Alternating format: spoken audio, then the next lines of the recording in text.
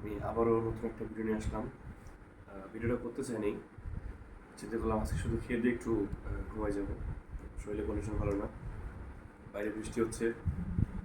তো আসলে এই ঠান্ডাতে তো কোনো কিছু ভালো লাগে না, টেস্ট পাওয়া যায় না। চিন্তা করলাম একটু খিচুড়ি খেয়ে দেখি। খিচুড়ি রান্না হয়েছে বাসায়।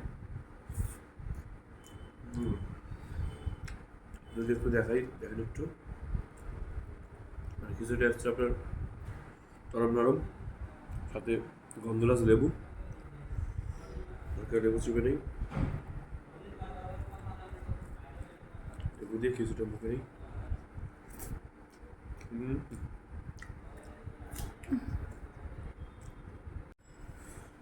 এখন আমার কাছে আছে স্পেশাল আজকে যেটা খিচুড়ি সাথে সয়াবিন।